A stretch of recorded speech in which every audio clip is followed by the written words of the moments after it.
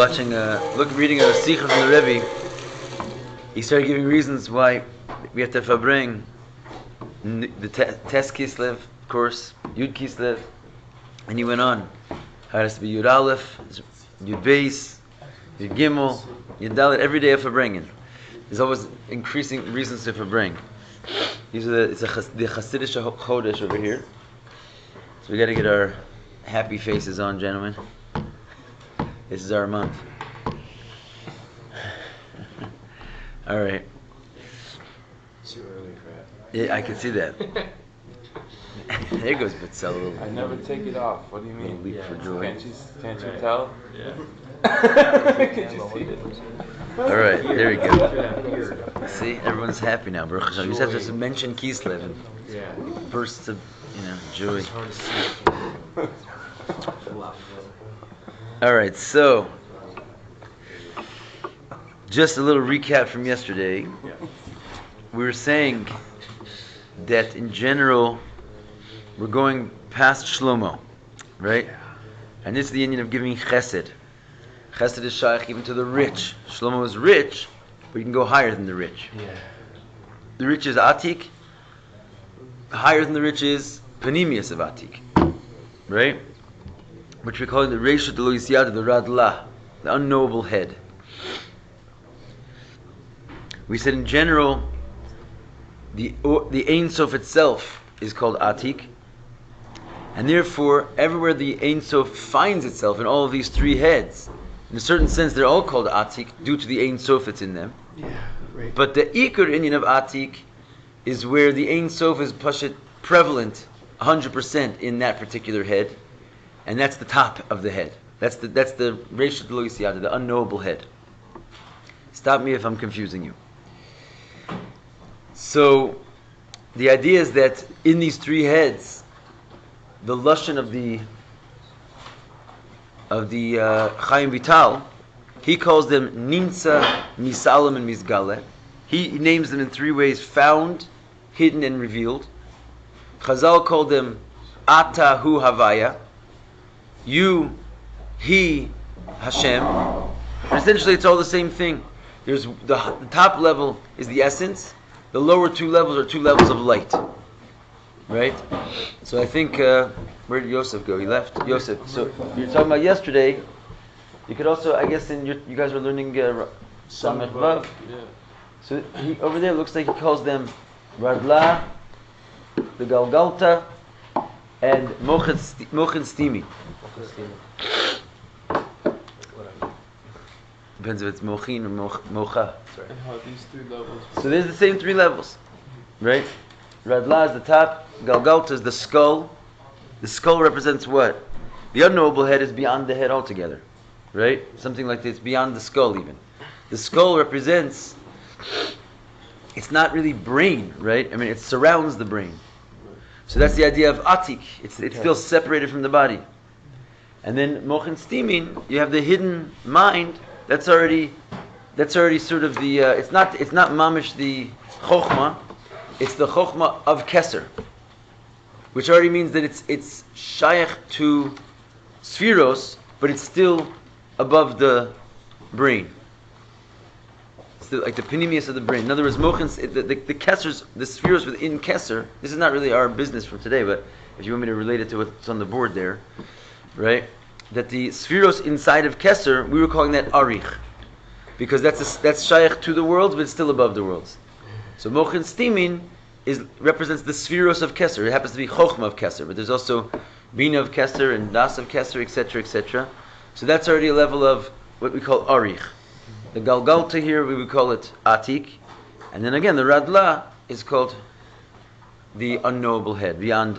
So that the Radla is the essence. The other two are Giluim. So Shlomo HaMelech, he was rich, he had the Shleimus, but only the Shleimus of the Giluim. He only had the fullness of light. He didn't have the essence itself. Are these levels like the difference between like how these levels work? Are they like inside the brain and then like out, they're like surrounding the brain and like I'm just curious what the difference. I don't There's parts levels of you, right? It's all has to do with Makif and Panimi. Right. Yeah. Right. Yeah. So Panimi, the real Panimi, is your own ability to conjure up your intellect. Like you're fully in possession of that. You're aware of it. You in some ways you can manipulate it, right? You could turn it on, you could turn it off, right? You go to sleep. When you're awake, suddenly you're in possession of it. It's something that you have. It's an or panimi. Okay. So that's not even any of those three levels, right? That's like actual chokhmah. Going up one level is called chokhmah stima, right? What's chokhmah stima? It's the first level of makif. We're calling it the lower level of kesser or arich. Yeah? Everyone has the right terms?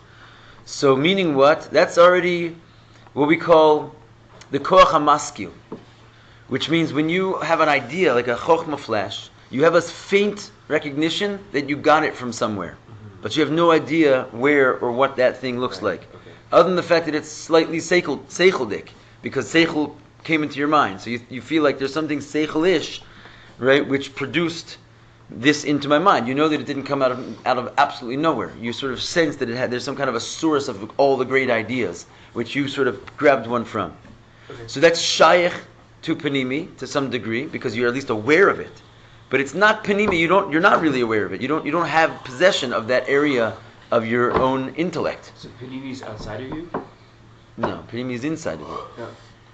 But they're saying it's shayach to panimi. It's shayach to the panimi means it's outside of you, but it's relevant to you, because you feel like you got something from there. Okay. You see what I'm saying there? In other words, you don't know what the source is, but you know there is a source.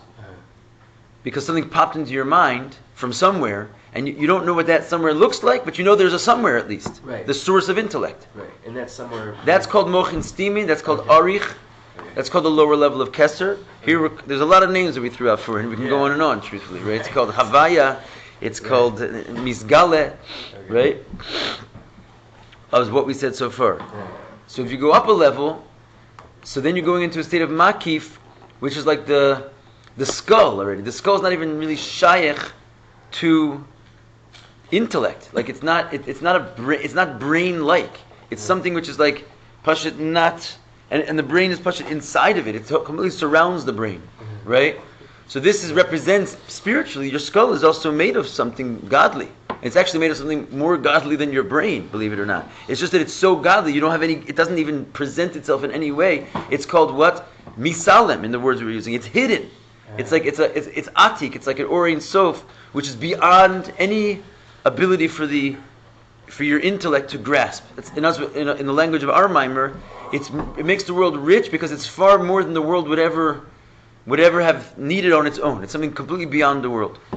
Like the bone or the liquid that encloses the. Mastama the bone.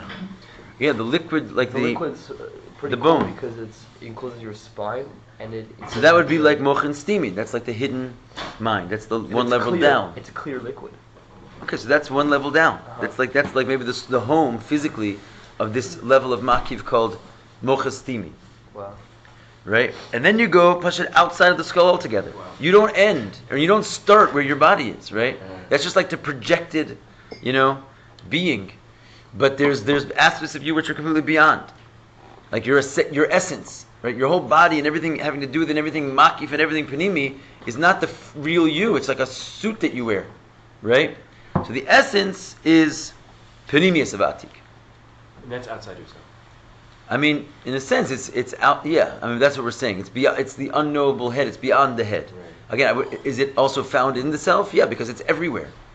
But it's not. It's completely beyond any form or any kli, right? So therefore, we call it outside. I mean to say that it's not describable. But the truth is that is everywhere. So your true self is everywhere. If your essence of your soul is like one with the essence of God, there's no place that it's not. It just doesn't project itself. It's just found there. But it's not even hidden or revealed until it starts to take some kind of shape. Anyway, that's my best shot at Yosef to try and link up a mimer that I don't know which one you're learning from with this one, but all right. So going back into our mimer, we said that the Aliyah of Shlomo HaMelech went up to the 6th level of Aliyahs of Malchus. Malchus has 7 available levels to go up. The 6th is Atik. The seventh would be Panemius of Atik. Shlomo didn't get there. And since Shlomo didn't get all the way up, he also didn't get all the way down, which means that the effect in Malchus itself of only going up 6 levels to Atik and not going up to the Etzem means that it only affected up until and including the Yesod of Malchus. If you don't understand what I'm saying, you have to stop me, because I don't know if you do or don't know. So it only went down to the Yesod of Malchus. What's the effect, the net effect of touching and inspiring the Yesod of Malchus? This is the Yesod of Malchus of Atzilus or of our Malchus? Of Atzilus. Of Atzilus. Right? Malchus of Atzilus is going up. It's going up 6 levels, right? Mm-hmm. Starting with Malchus itself, in other words, goes up into Malchus, Za, Bina, Chochma, Keser, Atik, and eventually the 7th Aliyah will be Essence. So that's how she goes up. But we're talking about Chochma, Malchus of Atzilus. That's making all these Aliyahs. The source of the worlds, right? And that's able to go touch the 7th. It will when Mashiach comes. But so when it only goes to the 6th one, to Atik, so then the effect on her is that only up until her Yesod is affected, but not the Malchus of Malchus. Or at least we said Malchus of Malchus is not affected in a direct way, but only in an indirect way. What's the meaning of Yesod of Nukva, we said? The Yesod of Malchus is the idea of the arousal or the interest of the Makabel to greet the Mashpia.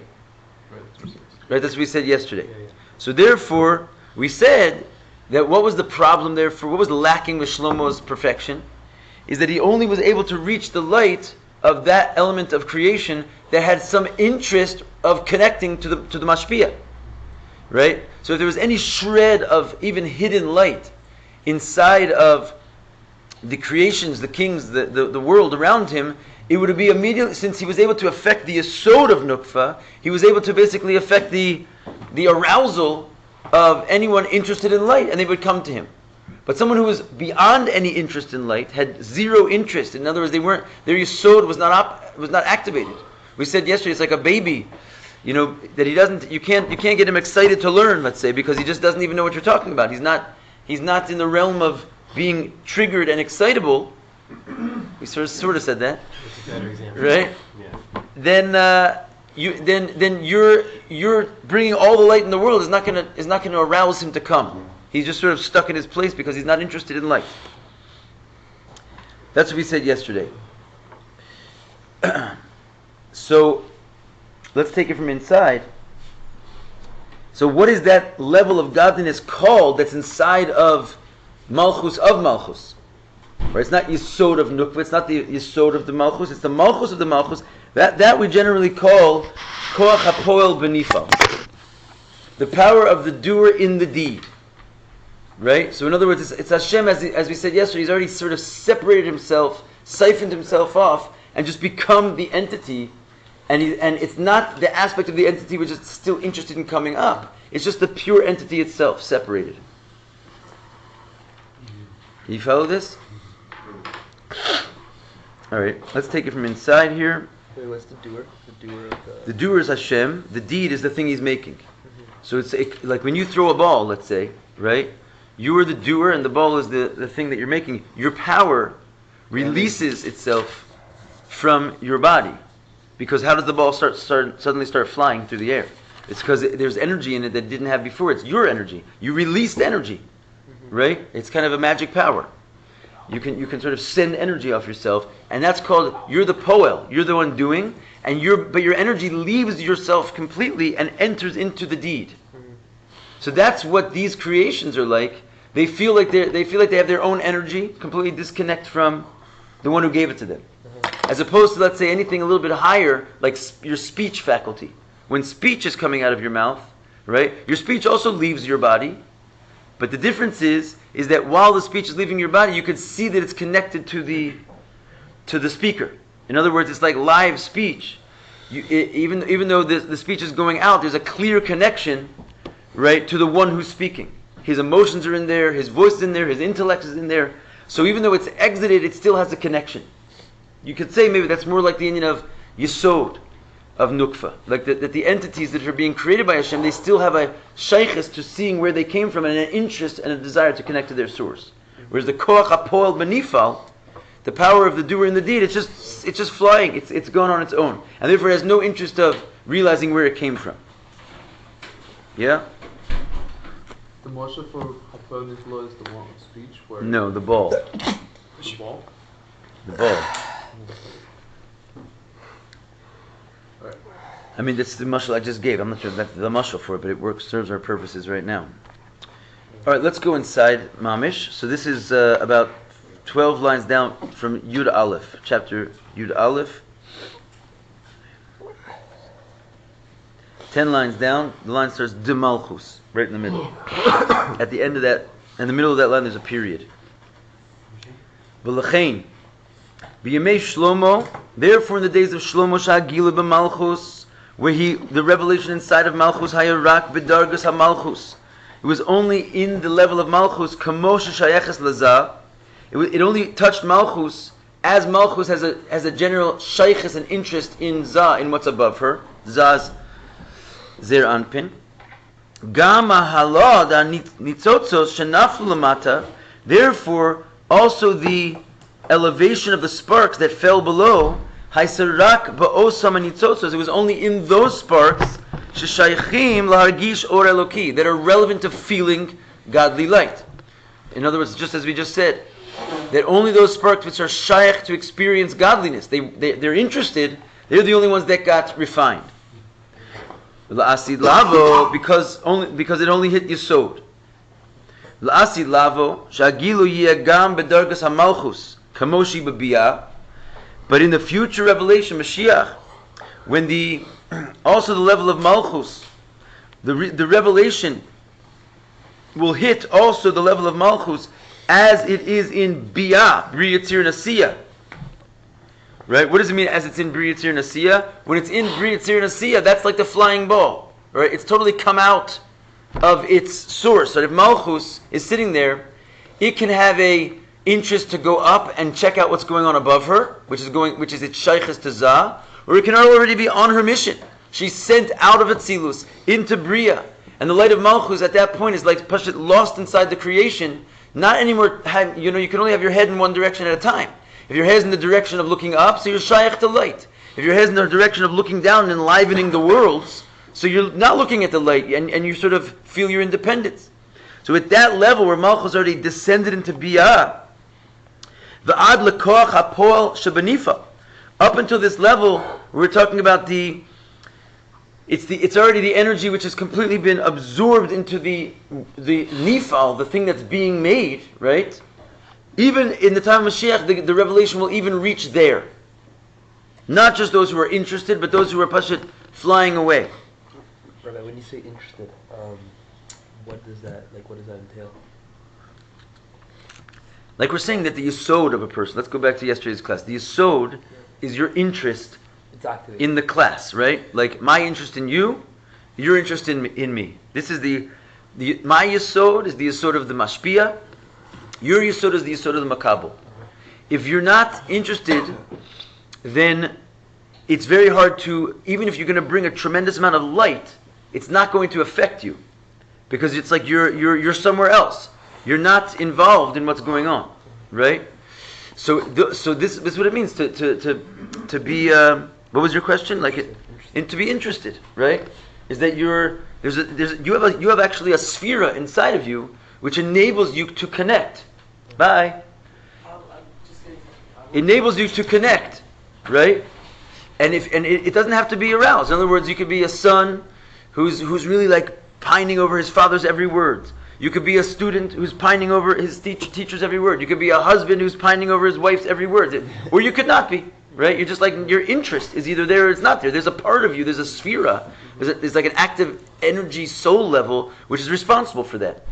So in the days of Shlomo, he brought the light to the point that it turned on it reached down low enough to anyone whose sphere of Yesod was activated, they were automatically turned to this light. In other words, you could have a very active power of Yesod, but just the light is not interesting to you, right?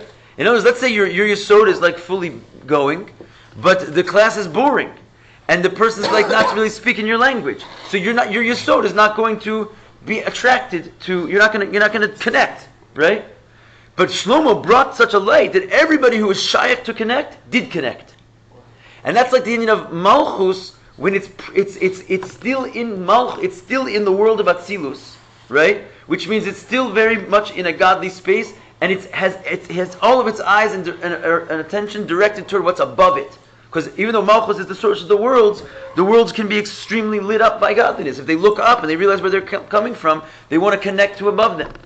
But once Malchus already leaves the world of Atzilus, which means Malchus, energy of Malchus can descend and start to energize the lower worlds. Right? A little drop of Atzilus goes into Bri, Yitzir, and Asiyah in order to enliven the creations of those worlds. At that level, Malchus is not really dealing with her sphere of Yesod. She's dealing with her sphere of Malchus of Malchus. What's Malchus of Malchus? The union of reigning, being the king. Being the king is like a total, is you not trying to connect to what's above you. It's you submitting. Not really even submitting. It's like you're yeshus. It could be an union of submitting, but that's not where I'm going with this. Malchus is a king. He's like running the show. He feels like his existence is the primary existence, right? He becomes like sort of like his own lone wolf. He's not looking to connect to what's above him. That's what happens to Malchus when it goes to enliven the worlds. It leaves its interest in what's above, and that's called the sphere of Malchus of Malchus. In other words, it's not Malchus' interest to connect, it's Malchus' interest to be independent.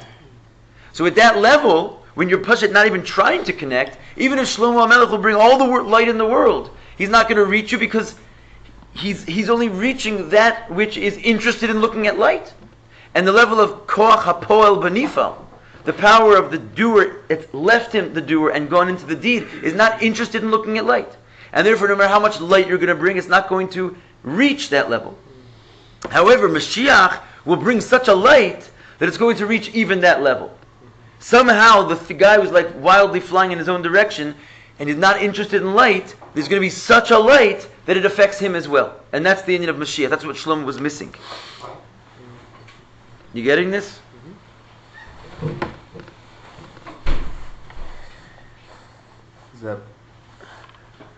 Gam hanitzotzos, yeah.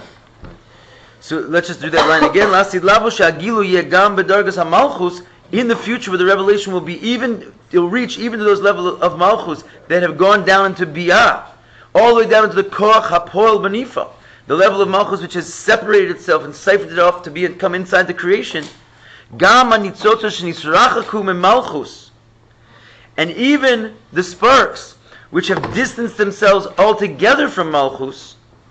Shelechein ein shayachim mitzad atzman largish or eloki. And even those sparks which have completely left malchus, which are no longer in any way shayach to experience or feeling a godly light. Even those sparks which have gone so distant, ad shehem atzmam nasu kamo ra, that they themselves became like evil.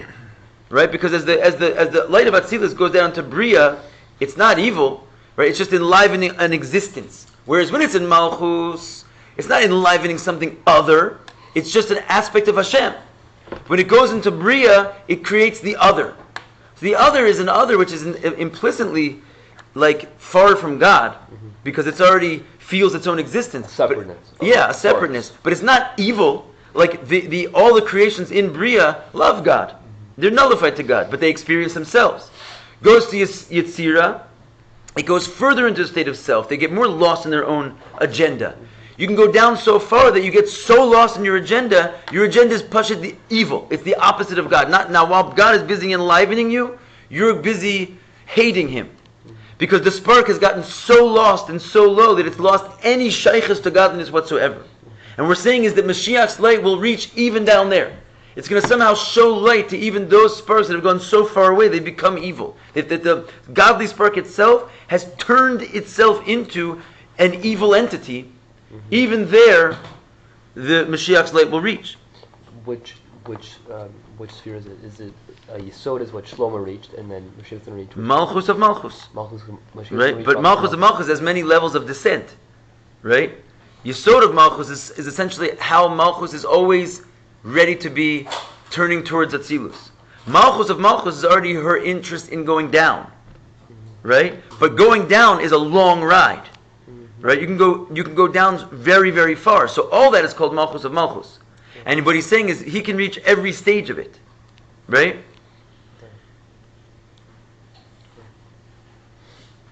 Gam hem yis'alu v'yuchlulu b'kedusha. Even those lowly places which have become evil will go up and become intertwined in godless, included into holiness. V'yaser mizeh, and what's more, shegam agashmi atzmo lo rak hanitzur shabo. He goes one step further. He says that even the gashmias itself, not just the spark which is enlivening the gashmias, in other words, the soul of the body, which is the soul of the body itself can turn evil, right? But the body itself, which is housing the godly spark, even that yebetachlis his achdus belukus, even that will be completely united with God. You see what he's adding over there? In other words, at one point we're talking about the spark, which is like the divine energy, which is sort of housing and bringing a certain entity to life, right? But the body of that entity, which is bringing to life, that's not created by the spark, right? There's like some other force which is basically, bringing the kli into existence, and the spark comes down to enliven that kli and give it a soul. So that spark can go so low that it winds up being a spark of like a soul of an evil person. But still there's a body of the evil person. And we're saying is that Mashiach's slave will not only reach the spark which has gone awry, but it will even reach the kli, the body, which is completely disinterested from light, from its very nature. It's like it's a material which is not even like made out of light. Even there, Mashiach's light will reach.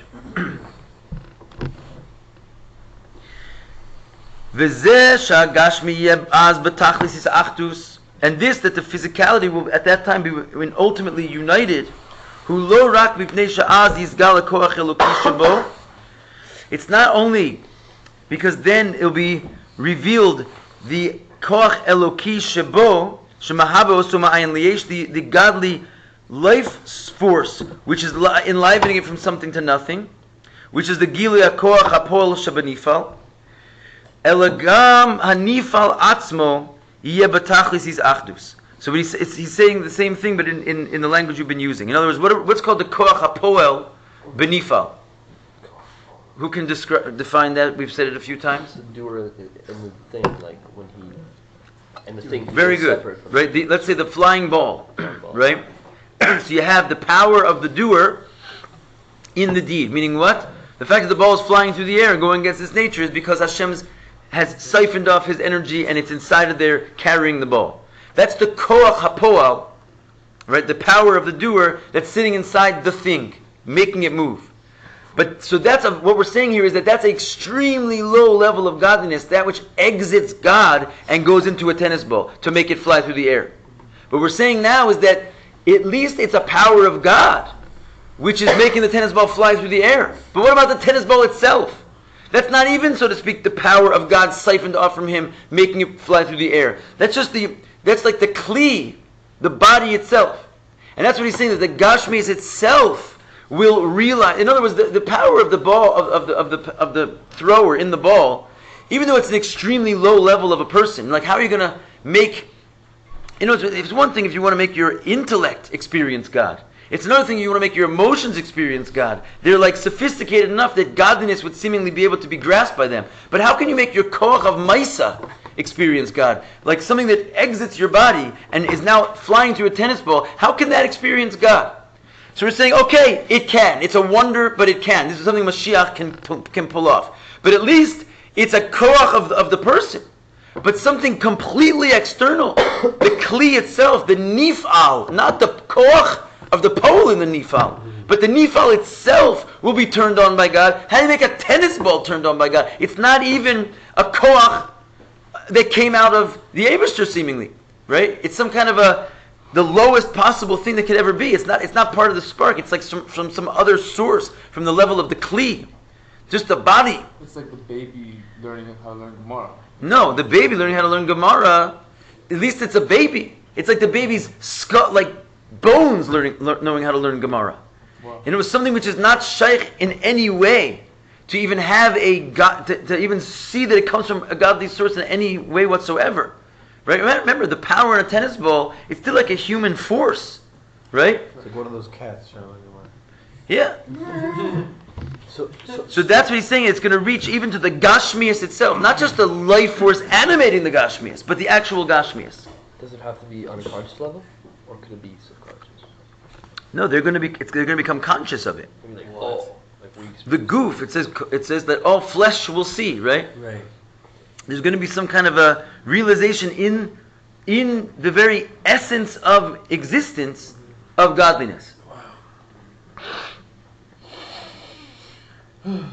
Vatam l'kol zeh. And the reason for all this, hu kamuva le'el ba'maimer, is, as we said already in the Maimer, ki az tiyam shachas penimius atik, because that's what penimius atik does. The ein sof shebarad la. This essential level is what's able to pull this off, which Shlomo did not have. That's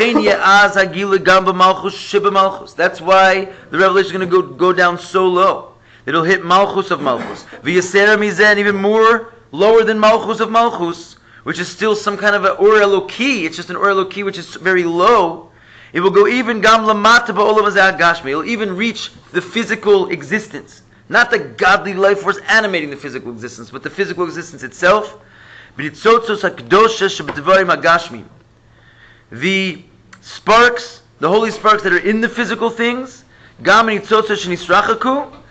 the sparks that are in the physical things that have gone very, very far away from God, and gam dvarim hagashmim atzmam. Not just the spark in the thing, but even the thing itself.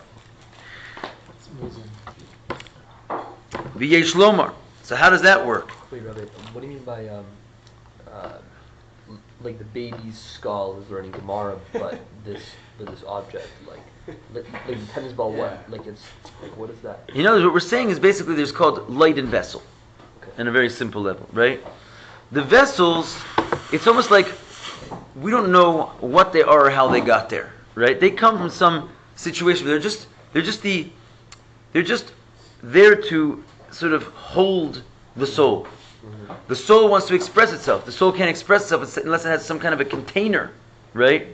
But the container is what we're saying is like, it's really not even shaykh to experiencing godliness, right? It's like a person's physical body, right? When it's not alive, right? It's just goof. It's like there's no pulse. The guys that gone for years. It's just his body's there, right? What shaykhs does such a thing have? A piece of gashmias, and therefore, it doesn't matter if it's a person's body or a tennis ball or a piece of cardboard. In other words, gashmias is gashmias. What does it matter if there's no life force in it?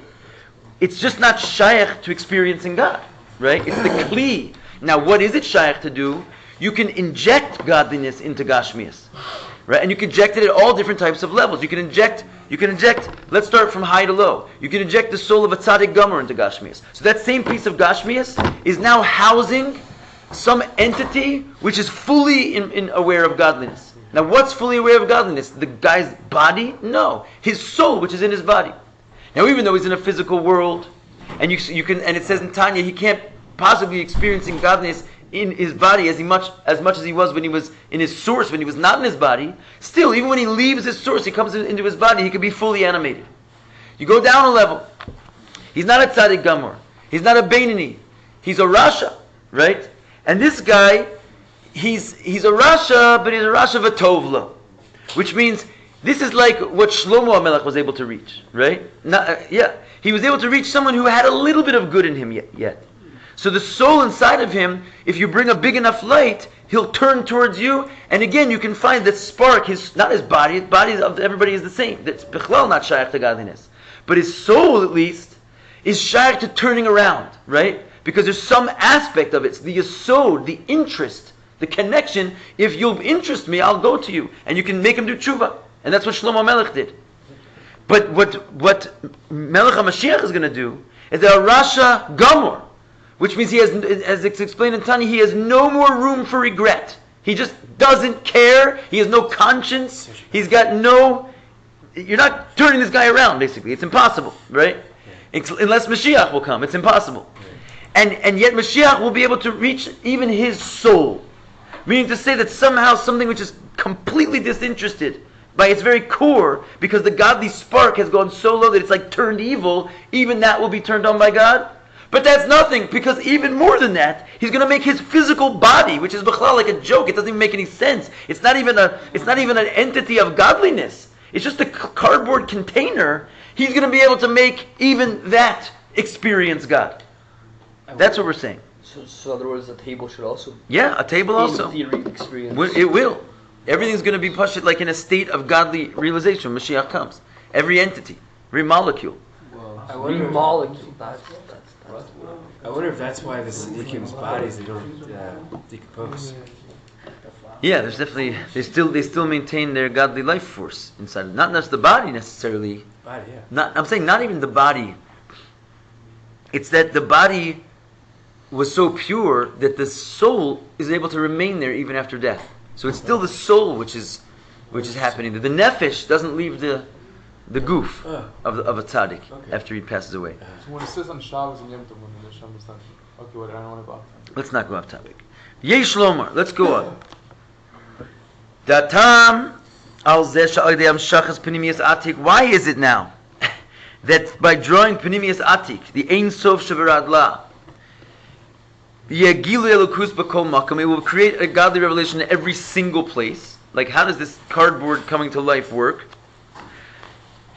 Ki penimius atik hu b'chlalus atmos or inso. Because what do we say? That in general, penimius atik is equatable with atmos or insof. It's God Himself, essentially, right? It's not the light of God, which is already sort of a step down from God. It's God's attempt to reveal. We said that there's three heads, and the top head is Atzmus itself. The Iker Inyan of Atzik, as we went on and on about it the last couple of days, is the Inyan of Atzmus itself. So if Panemius of Atik will reveal itself, what is that tantamount to saying? That Atzmus itself reveals itself. It doesn't say, well, Atzmus or Ein Sof. Okay, that's a good question, because I guess Atzmus or Ein Sof is different than the Or Ein Sof. It's Atzmus or Ein Sof. It's the Or Ein Sof is found at the Etzem level. In other words, because there is, I guess, some technical difference to Atik, Penimius Atik and Atzmus, right? But not much, right? It's still a copy. It's not, well, saying, okay, but it's not much. In other words, it's like, you could say, it's like the light before it comes to any state of revelation, even to Himself. It's just a theoretical thing which is united with Him. It's like the Hashem's power to shine if He would want to, but no light is even shown to even to Himself. So you can still call it the Or Ein Sof theoretically, but it's because it's shaykh to being revealed, right? But it's Atzmus. It's a good question, though. But I think we shouldn't let it confuse us. It's not a stira. He's not going somewhere else with this. The legabi atzmus or Ein Sof ein shum metzias shechutz mimenu. Because, by the way, if you look at the other place that he mentioned it, he just called it Ein Sof. He didn't call it Or Ein Sof. Sometimes I think these are exchangeable, or if you want to say it, it's like I said. So he says, legabi atzmus or Ein Sof ein shum metzias chutz mimenu. There is no other thing besides it. Not even light. It's the only thing there is. The Adarabba, and not only is it the only thing there is that God's the only thing, but on the contrary, Amisis Hamatzui Yisborich Hu Amatzia Shel Kol Nimtzoyim. He quotes the Rambam, but when you don't read this line of the Rambam in the context of like a Maimer Chasidus, you could maybe just read by it, not realizing how deep what the Rambam is saying is. He says that the true existence of Hashem is the existence of all found things. Right? In other words, what are you really made out of? Right? All you can possibly be made out of is the true existence of Hashem. Because it's impossible that you're something else. He's the only thing, and therefore everything else is actually Him. Right? Even your goof. So up until now what we were saying is that what do you think is godliness? It's the soul of the matter. Right? It's the thing that enlivens the world. That's what is godliness, and that's what's shaykh to experiencing godliness, of course. right? Because it has it has sensors. That's Giloy. Giloyim have sensors. But what about the thing itself? What about a piece of cardboard? He said, that doesn't have any shaykhs to godliness. What do you think it is if it's not God? Right? And so, on the contrary, the misis hamatzoi yisborech, the true, and not only is it God, it's the true essentialness, because it doesn't have any giloyim to it. Since it doesn't have any shape, flavor, form, it doesn't have any godliness like sort of showing off, saying, "Ooh, I can think. Ooh, I can crawl." It's got nothing animating it. So what's left? Just the bare minimum, which is just Hashem's basic essence with no revelations. So that's what we always say in Chassidus. The body actually comes from a higher source than the soul. It's just that when we're dealing with when the game is lights, the body gets left out altogether because it doesn't experience any lights. So if you're trying to show godliness, you can't show the godliness of the goof because it's not shaykh to experiencing. It's the essence itself. But since the essence itself never came yet to revelation, therefore only things which are shaykh to light can be in a state of revelation. But in the future, when the essence itself will be revealed, then the essence of everything will be revealed, that it's godly, that it is God. It's like, for example, like I heard a story once that someone told a non-believer that, how do you know God exists? And the Yid told him, the fact that you exist, the fact that you're living now, like with Godliness, is a proof that itself that God exists. Because yeah. I mean, that was like the most practical thing I've ever heard. So when the Atmos gets revealed, then it's a game of... Then every single thing is made out of Atmos. It's just that right now, Atmos is not revealed. Right? And so therefore, we don't see it as godly. Right. And it doesn't see itself as godly. Because that aspect of godliness is so high that it's beyond revelation. It can't show itself. And so therefore, only things that can show themselves as godly, like the soul or the energy inside of something, can be seen to be godly. Because we just haven't reached the level where Atzmus can show itself to be godly. It's a hidden power. But if somehow, some way, we can experience the essence of God, then we'll experience that every single thing is godly. Even the goof, and specifically the goof. And therefore, Mashiach will bring this out. He's going to show how no one will be left behind, you can see, at such a level. Because not their soul, not their wicked soul, because even that is shaykh to light in some way. Not even their bones, right? Because there's nothing about them that can be left behind when the true godliness gets revealed.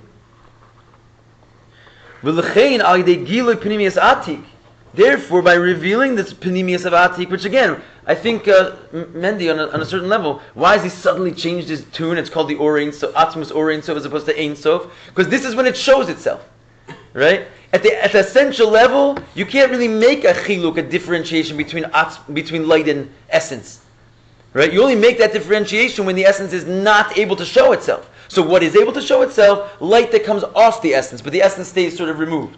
But if the essence will show itself, that's called Atzmus or Ein Sof. It becomes that the essence itself comes to light, which is a very distinct thing from what we usually think of as light. We usually think of as light as something which exits the essence and is not essential. But in this state, we're saying when the essence itself comes to light, because Hashem can do anything, and even something which is impossible to reveal can get revealed if He wants it to. The unrevealable, the essential thing, so that's called the Atzmus or Ein Sof. Is there going to still be free will in that time? Hard to say.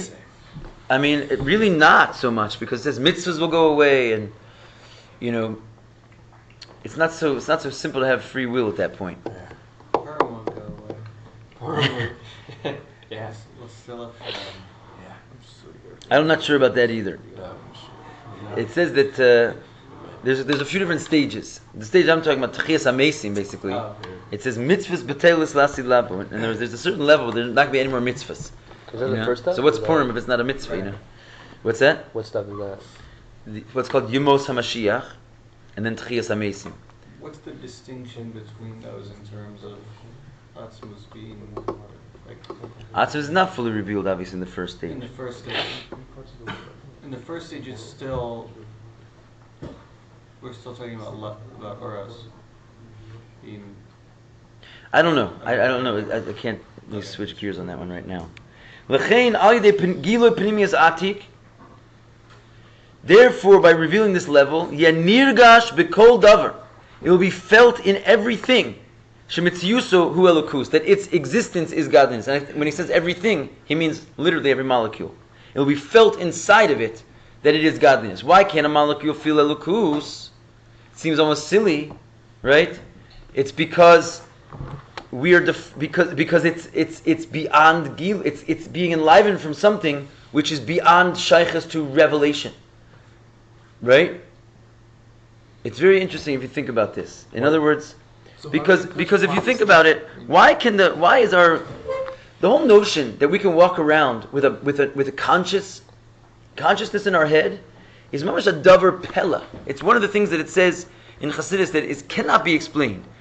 That how you could put spiritual powers inside of a physical body and the person walks around. You can it's like taking like a syringe, injecting animation and life and intelligence and emotion inside of a rock, because our body is basically a rock. It's nothing more than a rock. Why is the intellect find a home in the brain instead of the shoulder? You know, if you go look at the materials down at the basic level, it's just gashmias. You know, what the eye is shiny so we can see. That sounds like mamash something you tell your children. You know, it's just flesh. How can all of a sudden this wondrous power of like sight just like comes out of the eyes? You know, but we don't realize like what's going on over here. So he's saying it's really because it has nothing to do with the eyes. Hashem is just putting spirituality, he's putting light and letting it shine out of a rock. But the rock itself doesn't have any of those powers. It's a wonder. But here what he's saying is that why doesn't the rock itself has powers, the goof itself has those powers? Because it's actually being animated by the essence, and the essence precedes revelation. Right? And therefore it's not shaykh for it to experience God. So therefore, if he wants your body to experience God, he has to make a miracle where lights can come flying out of a rock, and you can use your eye to see. But in the future, he's going to bring the essence to revelation. What's the problem all of a sudden that your flesh can experience intellect? Is it so strange that your flesh of your brain experiences intellect that you cannot possibly imagine that a cardboard box would experience intellect? It's not such a crazy thing. As long as he brings out the godliness inside of of the matter itself, he just didn't turn on that switch yet. Once it turn on that switch, everything in creation will experience God. But Pasternak, but that's only when we're learning about it now, though. We're learning about. You're learning it now, about it. So how can we touch upon that now? Like, is that like? We're not done with the mimer. He's giving us tools as well to hasten it. That's to Kriyas Amazing is when that switch goes on, so to speak. Seemingly, he doesn't really talk about that here. Okay, that's another. Let's just finish this one up. Therefore, we could say that the revelation in the world that will happen through this now new revelation of Panemius Atik, compared to the world of Shlomo, it's also regarding those things that in the days of Shlomo, in other words, that even the things that had a revelation of godliness in the days of Shlomo will have a completely unparalleled experience far beyond what Shlomo experienced. Shlomo speaks Shlomo? Yeah. Oh. Because the revelation in the days of Shlomo, where there it was just from regular old Atik, which we're now calling external Atik. It's the last line, but it's an important line. What Shlomo gave to the world was light. And light is shining onto the rock, right? So it's like he was giving the world something other than some additional thing which was not themselves. He wasn't revealing the godliness that the material was. He was shining a godliness to the material. So it was called a davar nosav. It was like an add-on to their own personal existence. That's what light is. Light is not the essence. Light is some kind of like a shine of the essence. So what he was bringing to the world was not actually touching the core being of anybody. Even the ones that he was exciting, he wasn't getting to their core being. Because their core being is their very gashmias dika goof. And he couldn't touch the gashmias dika goof. He didn't reveal the atzmus. So whatever he was shining to them was like something he was shining to them, not shining them themselves. And the Gila will be in the future V'chol davar hu sheizgala az hamatzius shelo gufa. He's going to, in the future, is going to reveal the godliness that is the thing itself, not reveal godliness to the thing itself. And that's the big difference. So even the entities that were all excited and bowed down to Shlomo and married in, they themselves will have a completely new experience when Mashiach comes. Even things which are already totally godly, like the Tzaddik Gamor, right? Mastama, like Shlomo himself. Because what did he have? He had the wealth of as much godly revelation in the Kli was as humanly possible.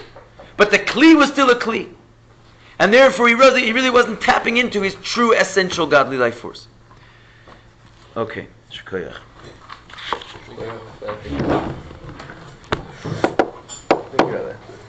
It's clear? You asked the question, why can't the molecule feel eloquence? Why can't the molecule It feel also eloquence? feels that without ending, you know, and the person didn't speak in the heart, but it's so high.